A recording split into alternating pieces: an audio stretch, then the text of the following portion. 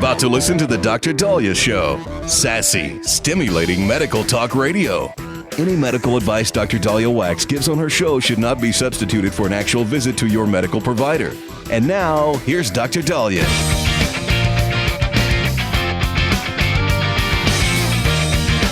All right. We are back on the Dr. Daliah Show. Thank you all for tuning in. 1-877-DOC-DALI, 1-877-DOC-DALI.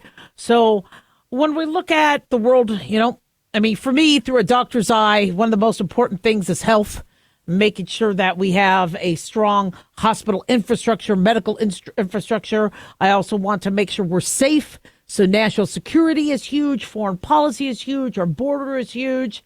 But also as a parent and a physician, I want to make sure that the education is top notch for everybody, not just the rich kids that get to go to Ivy League. And I think we have found that our education has been piss poor in multiple different school districts, and that has been proven by the poor board scores, the lack of proficiency, the lack of meeting certain academic milestones. So something needs to be done. So the breaking news of the day is how President Donald Trump is expected to issue an executive order today aimed at abolishing the Department of Education. Now, this is according to the Wall Street Journal. I don't believe Donald Trump can close down the Department of Education himself. He needs Congress. But his newly sworn in Education Secretary, Linda McMahon, is taking now all necessary steps to facilitate the closure of the Education Department based on the maximum extent appropriate and permitted by law. So this executive order would be coming from Trump today, outlining roughly the plan, and then Congress would have to, once Ms. McMahon has shown, or Dr. McMahon, I believe she has a PhD, I have to double check, has facilitated the process, showing, look, this is how we're going to do it. The state. So here's the thing. Everybody says, well, Donald Trump is just going to be knocking everything, kind of like Doge has been with some of the jobs, where it's going to be just, lack of surgical precision and more machete moves and fell swoops. No, in order to dissolve a department that's not working correctly, the small pieces that are working need to be accounted for. And who is going to take that on? Who is going to take on the student loans? Well, that might go to the Department of Treasury. Right? Who is going to manage the food and the school lunches? Well, that's probably going to be through the Department of Agriculture or the FDA.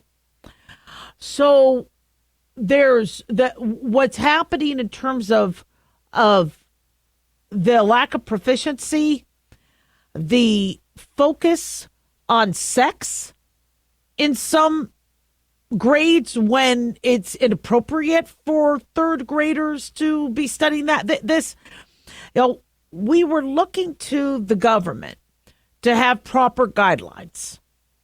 And, I'm mixed because parents were really struggling at these school meeting boards and these trustee boards to get these elected officials to listen to them. And so part of me is concerned because I saw what happened where I live. I live in Southern Nevada. And parents were really, really ticked at the Clark County School of Trustees. In fact, they were asking for the Clark County School District to be divided up. They were at, there's questions on where the money is. And so, unfortunately, I don't have a lot of, shall we say, trust. And I'm not as impressed with what they could do locally. In theory, I think the states could do much better for the schools than federally. But if you have these local school districts not doing their job, or money is being mishandled, or there's somebody with tuberculosis that ends up making it to a lot of different schools, and now we have a possible TB outbreak, these are things that, it might help if we have somebody in the federal level to say, look, okay, no, these are the guidelines. These are the benchmarks. You need to do it or you don't get funding. But the states should want that too. And parents are ticked. Parents are really, really mad. Now, Florida tried to manage the sex ed by saying no. Okay, we're not doing sex ed for 8-year-olds. That any sexual content needs to be done at the middle school level as part of sex education, and it has to be appropriate. But that turned into a whole big mess where people called it the Don't Say Gay bill, which it wasn't. And then Disney got involved. Disney originally was like, we don't get involved in politics. We're doing Disney World. And then apparently their workers had threatened to walk out. So then they had to say that they were against the Don't Say Gay bill. And there is no Don't Say Gay bill. That never existed. And so that turned into a whole entire mess. So as much as I think the Department of Education may not be doing its job and Trump may be making logical moves as it pertains to dismantling it, I am not convinced that the local school districts are going to do what they need to, which means the states are going to have to do a better job of oversight. Parents were telling me throughout COVID, who do I go to? I want my kid back in school. My kid's not doing well. What do I do? And parents were trying to figure out how to do the homeschooling in groups so kids weren't just alone and isolated. That really messed kids up. And I get that a lot of teachers did not want to be at risk. Teachers were taking care of sick family members. Many teachers did not want to go back to work. They liked remote. But it was bad for the kids. And we have had study after study evidencing that. The problem is Trump didn't have control. When he was in office during 2020, the lockdowns happened. So the federal government doesn't necessarily control the schools as it is. So then why does the Department of Education exist?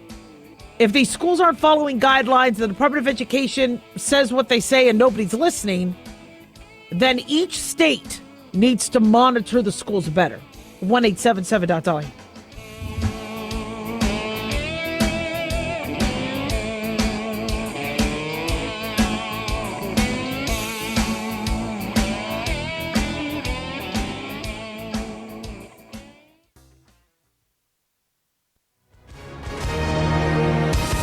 Hi, everyone. If you've been injured in an accident and think you deserve compensation, listen up. We have legal professionals standing by right now to answer your questions for free. They'll tell you if you have a case and how much it's potentially worth. Call 800-710-5100. I'm here with spokesman John Wolf. So, John, tell our listeners who should call right now. Well, Maria, first off, thank you for having me join you to answer the listeners' questions. Now, as far as who should call in, anyone who's been injured in an accident and think you deserve compensation, give us a call right now and find out how much your case is potentially worth. Call 800-710-5100.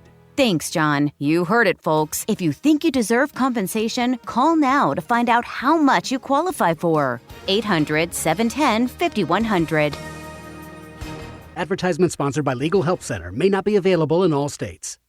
At Hot Shot Secret, we share the science behind common diesel problems. For example, diesel fuel cetane levels. The cetane rating in diesel fuel is 42 to 45. Most diesel engines operate more efficiently with a cetane rating of 48 to 50. One treatment of Hot Shot Secret Diesel Extreme will raise your cetane 7 points, increase fuel economy, and improve cold starts. Hot Shot Secret Diesel Extreme is available nationwide at truck stops, fine farm and auto stores, and online at hotshotsecret.com. Hot Shot Secret, powered by science. In a study, it was found that 33% of 44 herbal supplements had no trace of the advertised herb. Don't let that happen to you. Hi, this is Dr. Mitch. If you want to ensure quality, please go to totalwellness.com. Supplements made for physicians only now available to you too.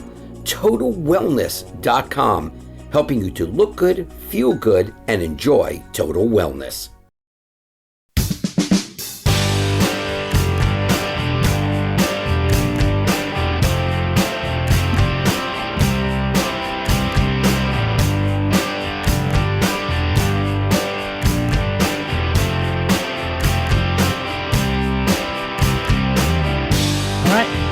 are back on the Dr. Daliah Show. Thank you all for tuning in. 1-877-Doc-Dali, 1-877-DOCDALI. Big thanks to Talk Media Network for making the show happen. Big thanks to Daniel, our producer, and big thanks to you all for tuning in. We really do appreciate it. Don't forget to follow us on Twitter or X at Dr. Daliah, Facebook, The Dr. Daliah Show, YouTube, click like and subscribe. And if you ever miss any of our shows, go to drdaliah.com. So, we are being told, this isn't the first time, everybody relax, that women taking HRT or hormone replacement therapy after they're menopausal could be increasing their risk of Alzheimer's. Now, this is, if you're a woman, you're like, I'm damned if I do, damned if I don't. It's true.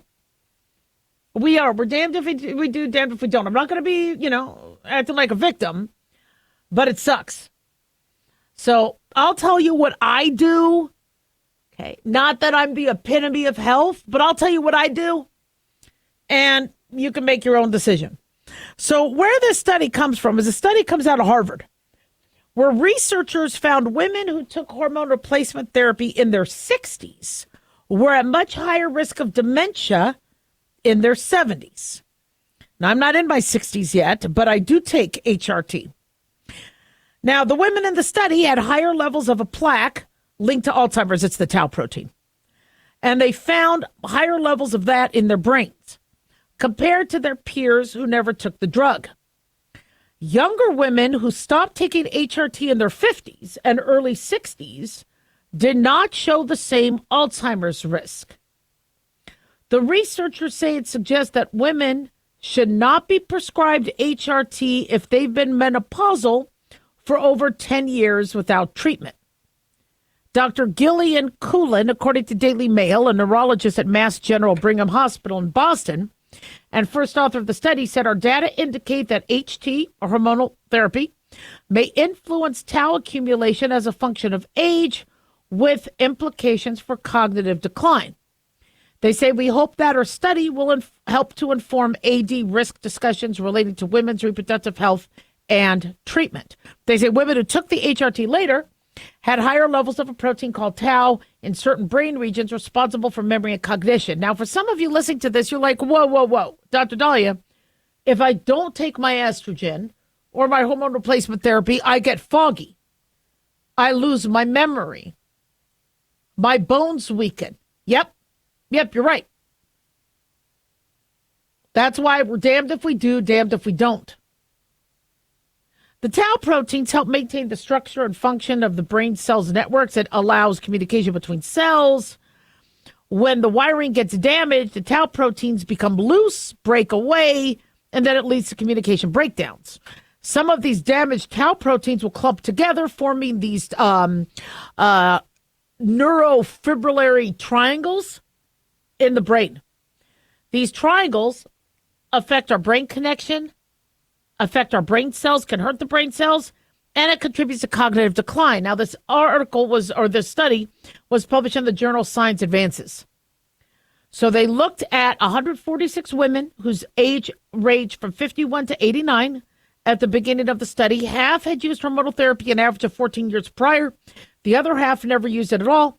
They had PET scans to look for this amyloid beta, which is another protein. You got the tau protein, you got the beta amyloid protein that can accumulate.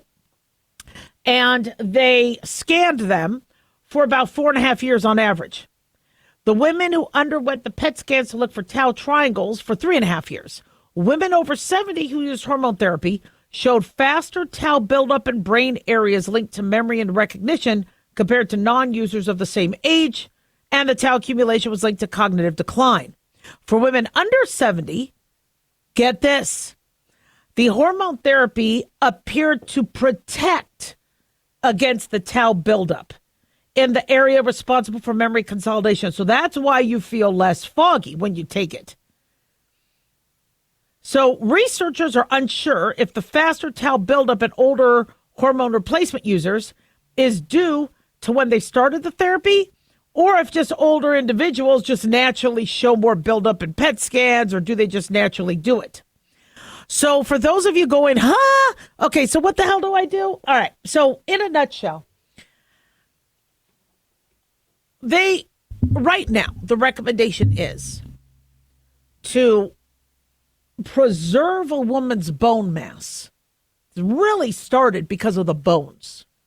To preserve a woman's bone mass by not letting them lose bone in the perimenopausal, menopausal period, which could basically even start in your 40s. Mine started in my 30s and can extend into, 60s, 70s, 80s.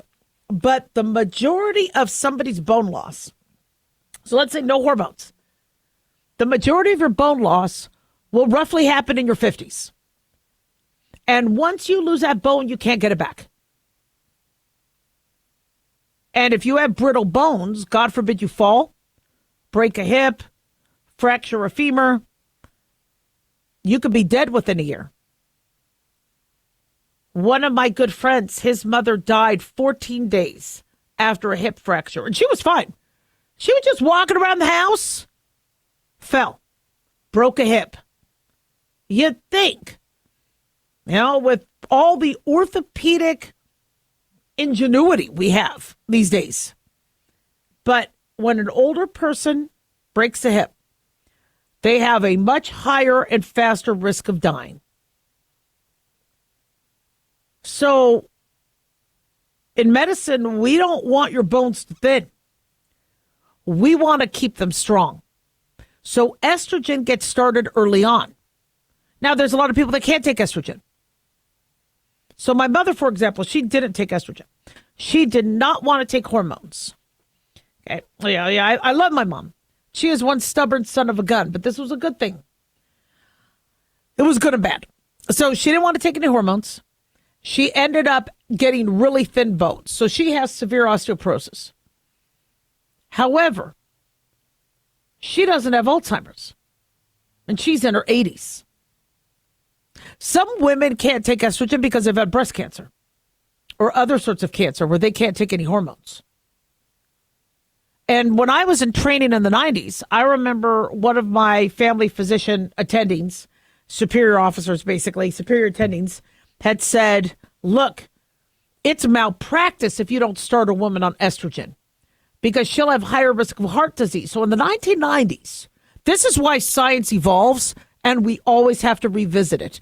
In the 1990s, they were seeing these women in their 50s and 60s and 70s get heart attacks, similarly to men.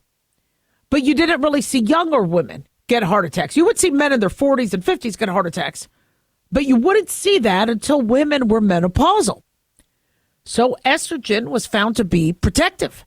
And I remember in my training, the doctor told me it's malpractice if you don't start a woman on hormone replacement therapy. So I'm in this part of my training called Journal Club, where once a month you had to find an article, you had to read it, and then you had to present it to a bunch of doctors. So I found an article, this was in the 90s, late 90s, where they said hormone replacement therapy with estrogen could actually be hazardous to the heart. And it could be hazardous to women. And more studies need to be done. Well, I present this to a whole bunch of doctors, and boy, did they rip me a new one. And it wasn't done by a pharmaceutical company. It wasn't, this was a valid study, and they just ripped me a new one. And I'm like, and they're like, why the hell would you bring that article to us? I go, because if one person is saying we need to look at this, we might need to look at this. And then in 2002, the Women's Health Initiative came out saying, whoa, postmenopausal estrogen and progesterone combined could be increasing cardiovascular risk. In fact, there was a cardiologist who was trying to disprove that, and she was on estrogen and she died of a heart attack.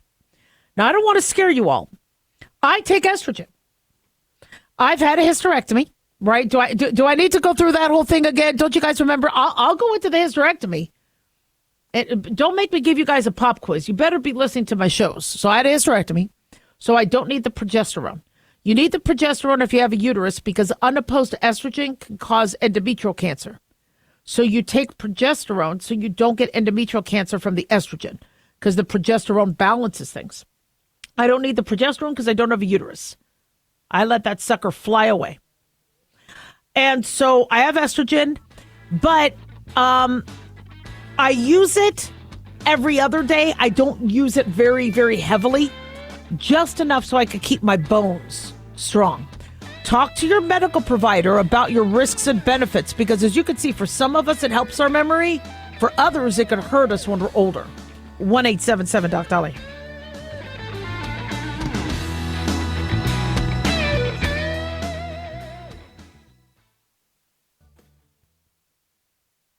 Hey, this is Brant along with Sherry here. And so you hear me doing these spots for MediShare, and Sherry actually helps me with them. I get people actually in person saying, okay, Brant, for real, do you recommend this? Like, yeah, for real, I actually do. I'm not just saying stuff.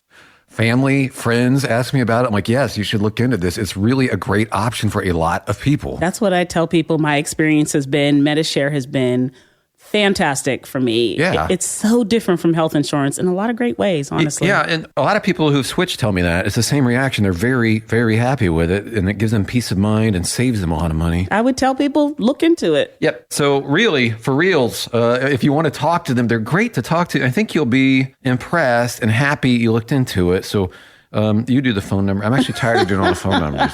Okay. Call now. 855-SHARE-40. That's 855-SHARE 40. 855-SHARE-40. Nice job. Thanks.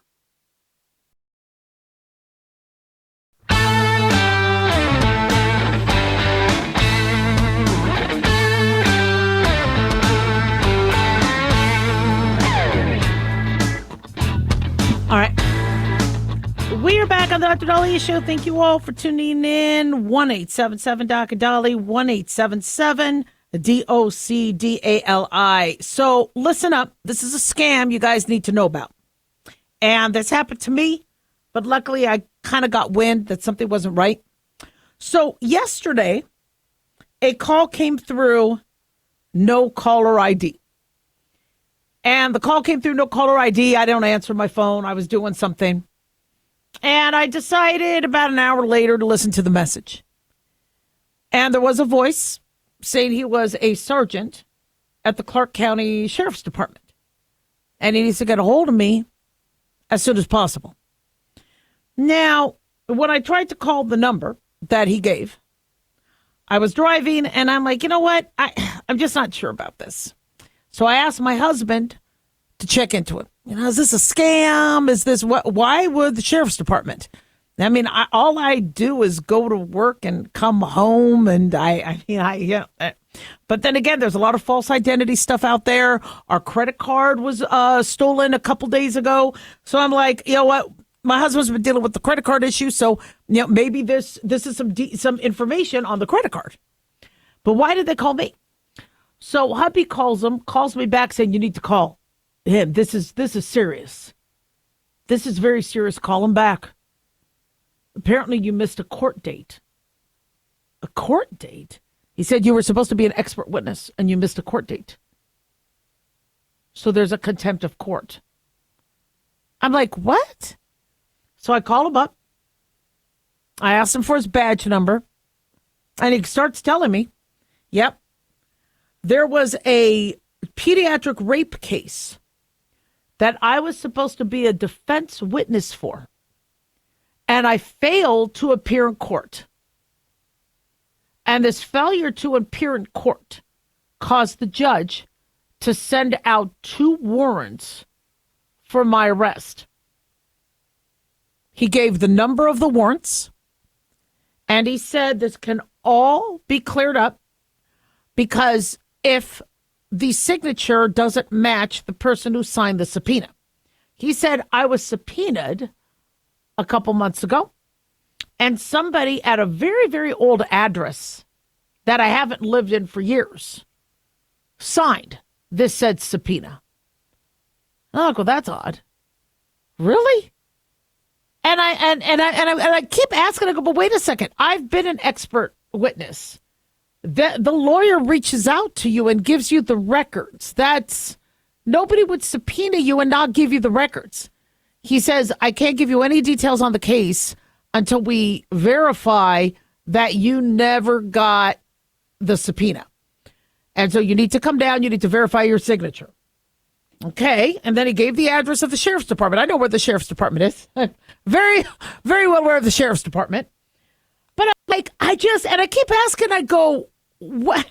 You've got to tell me more. Who's the attorney?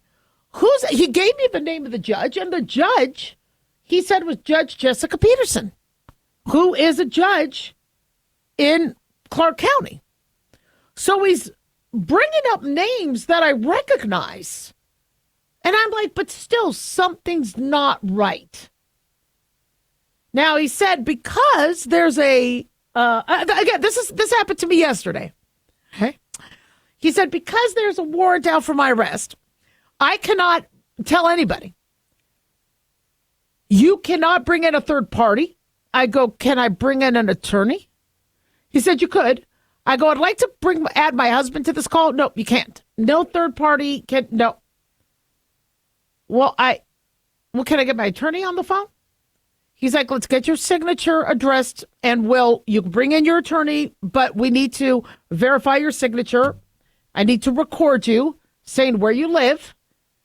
Now, he had already known my address, and so he said that. So I was like, yeah, this is my address, but I was still just awfully confused by this. Then he said, because there are 2 warrants for my arrest, I am not allowed to step foot on the property without posting that bond. And he gave me a $4,200 amount for one and a $5,700. So basically equaled close to 10 grand. And I'm like, really? He's like, yes. And I go, look, I'm about to fly. I got to fly to New York. I got to do some things. I got to, he goes, you need to take care of this today. And I go, so you're telling me you are asking a woman to go to downtown holding $10,000 in cashier's checks where I could get hit? Who was the subpoena for? I said, are you sure you have the right person? He said, Miss Daliah Wax. I go, there you go. You called me miss. If this really was about a doctor doing expert witness, none of your paperwork would have said miss. He said, I'm going to send you to my lieutenant, and you could speak to my lieutenant. Now, this guy had a Southern accent. I love Southern accents. Southern accents are nice. There's a lot of public or law enforcement officers with a Southern accent. I love my law enforcement officers, and I love the Southern accent. Now, he had a Southern accent. Then the lieutenant comes on with a Southern accent. Now, I live in Las Vegas, Nevada. The most common accent is a Latino accent.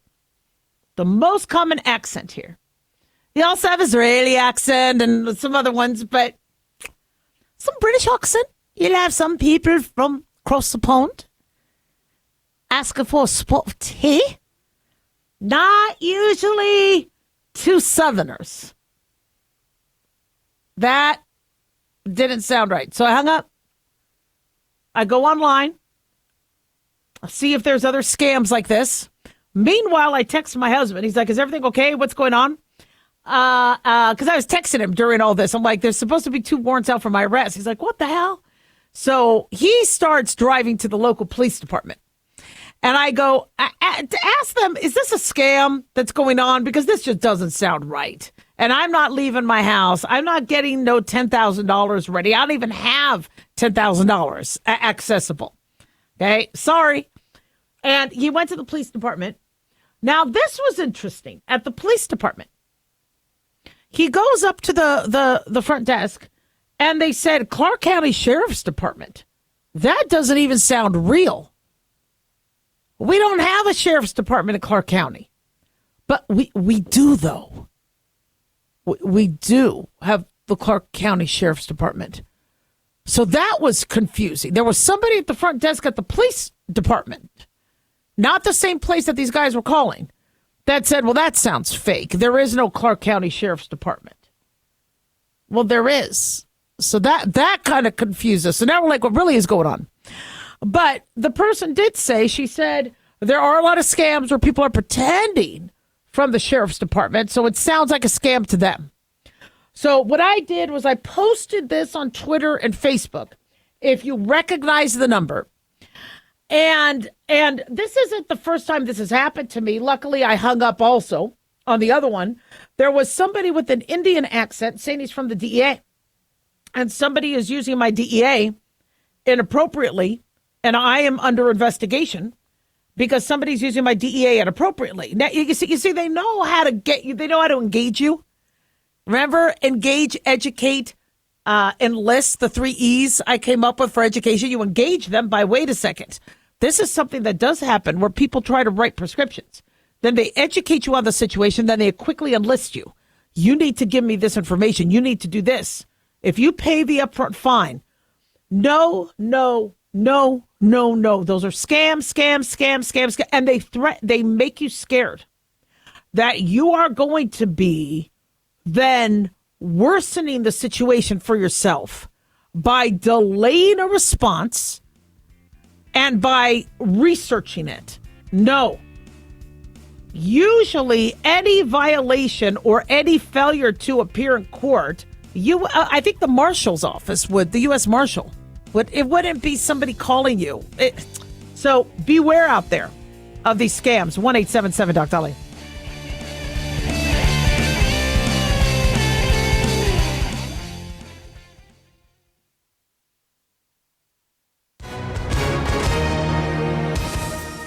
Hi, everyone. If you've been injured in an accident and think you deserve compensation, listen up.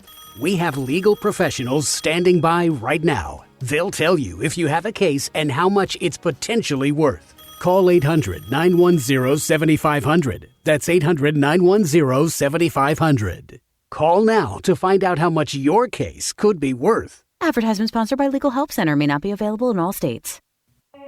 In a study, it was found that 33% of 44 herbal supplements had no trace of the advertised herb. Don't let that happen to you. Hi, this is Dr. Mitch. If you want to ensure quality, please go to totalwellness.com. Supplements made for physicians only now available to you too. totalwellness.com, helping you to look good, feel good, and enjoy total wellness. Self-reliance. It's not a phrase we hear much in our culture these days. It might conjure up images of pioneers, the West, rifles, strapping men, and strong women. But what does it mean for us in today's world? The New American Magazine has just released its latest collector's edition, Self-Reliance, Foundation of Freedom. In it, the New American authors outline the necessity of self-reliance for a free people, tips for self-reliant living, and the importance of not giving up hope.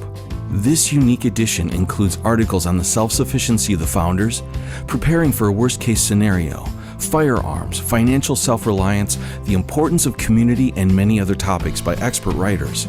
Now, for a limited time, the New American is offering a bundle of 3 collector's editions, Self-Reliance, The Great Reset, and Trump World, for just $19.95. Available at shopjbs.org. Visit shopjbs.org today.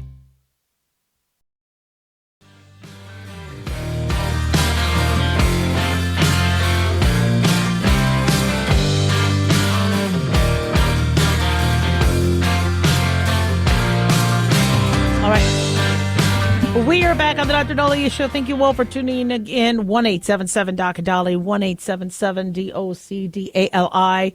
So in the late 90s, I had a tumor on my ovary. And thank God it was benign. I was told there was a 2% chance of it going malignant. And it was a dermoid cyst or a teratoma, which is a tumor that is usually benign, that can be on your ovary. It could be anywhere in your body, on your back, things like that. But mine was on my ovary. And I had known, I was really skinny in medical school, and I had thought one side was a little bit more prominent than the other. And I remember going to a gynecologist at UCLA saying, I have a tumor. And she's like, no, you don't. She ultrasounded me, and no, they didn't find anything. And so I just kept on pursuing it. And when I started training in Las Vegas in the 90s, I went to Dr. Kirsten Rojas, and she's like, hi, why are you here? And I go, because I think I have a tumor. And the UCLA doctor said I didn't have it, but I think I have a tumor in my ovary. She ultrasounded me and found it in 2 seconds. So I had to have surgery to get it done. And thank God, she was amazing. And I did that during my training. Was able to go back to work right away because you didn't really get a lot of weeks off unless you wanted to put off your training, and I didn't want to. In fact, when I gave birth, I went back to work in 2 weeks. And then after my second baby, I went back to work in 3 days. That's a different story for a different time, but I was very blessed to not have pain. However, when I got my bill from the hospital, the bill was $1,200, I think. Now, this was in the late 90s. And I went to them and I said, thank you for giving me this bill. You did amazing with my surgery, but did you bill my insurance? I have insurance. Now, keep in mind, as a resident, you're averaging maybe $1.60 an hour. So I'm making $1.60 an hour doing 100+ hour weeks. And I couldn't, and this was before I decided to take a job in Arizona and work as an ER doc while I was in training in Vegas, because you could get your license after a year. But I just couldn't. That was a lot of money to come up with, especially if I had health insurance. So I said, guys, I have health insurance. They go, oh, somehow that wasn't put in the system. Even though you gave it to us, let's put in the system. So they did.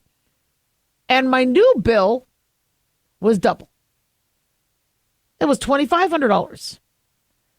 And I go, whoa. This was in the 90s, late 90s. I go, wait a second. If I didn't have insurance, it was $1,200.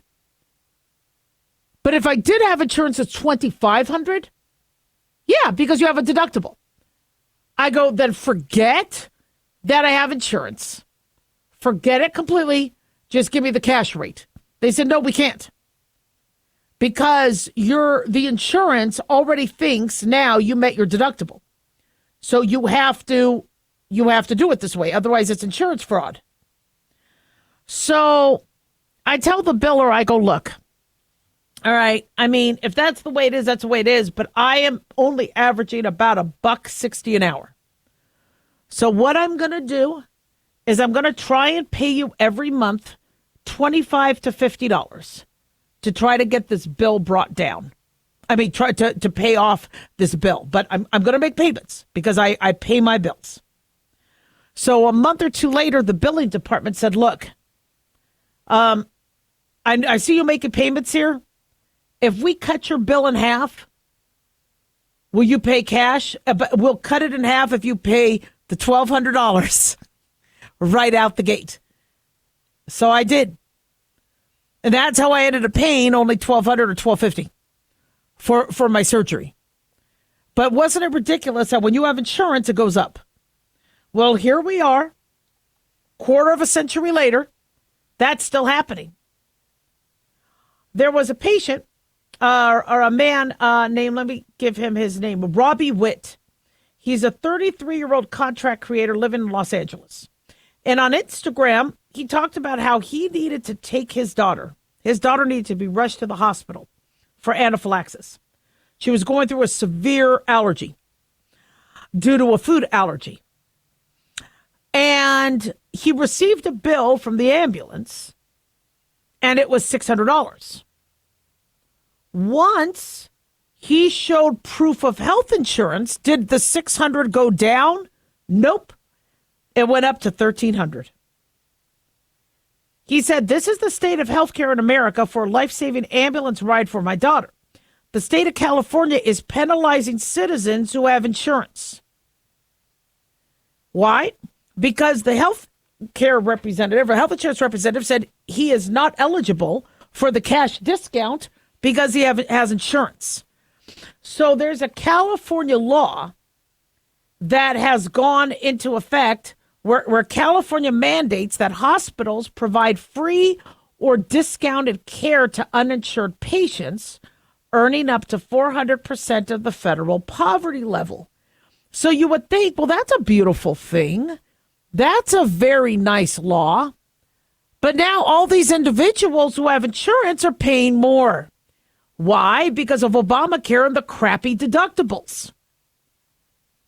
So what California didn't realize is if everybody's getting screwed because they have insurance and they could pay cheaper, if they don't, then they're going to ditch the insurance. Or they're going to lie and say they don't have it. So here we are, a quarter of a century after what happened to me, and that's still the situation where insurance will make your bill higher. And it's not the insurance paying, it's you. I think my insurance has a $10,000 deductible, $8,000 or $10,000 deductible, and it won't even start paying until I've shown I've paid towards all my bills. And some of the bills get discounted, $400 here, $500 here, $1,200 here. So I have to show I paid that. Then they'll kick in. So let's say I finally pay, or I finally, I guess, work up enough doctor bills to hit that $8,000 to $10,000 by December 30th. I got 1 day to go to the doctor because in January it starts all over again. I cannot believe we let this stuff happen. We're getting screwed, people. And the Affordable Care Act made it worse because deductibles at its highest. I remember a very high deductible plan was $2,500, and that was my plan. My health insurance at the time, because I think it was the health insurance through the hospital. It was crap. But it was, the deductible was $2,500 for hospital. $500, I think, for, regular doctors and medical. That all changed in 2009. Can you imagine having a $500 deductible plan in this day and age? So now people are looking what's going on in California, going, wait a second, if I'm going to get a bigger bill, because here's the thing. Nobody wants to pay more than somebody next to them when it's just a matter of bookkeeping. I get that we want to help the homeless, we want to help the underserved, but the thinking has been the hospital needs to stay open, so the bill has to be paid in full. And you're like, but just 2 days ago you were okay with the bill being half that. So what is it? Is it that you really, really need the money, or you're just going to try to get the money from who you can? And it's not the hospital's fault. If they don't bill the way insurance tells them, insurance could drop them. And there's a law in California where they have to charge uninsured differently. Everybody isn't treated the same. So, I think a lot of people are going to be ditching the insurance, or they're going to try to go on government insurance. 1-877-DOC-DALIAH.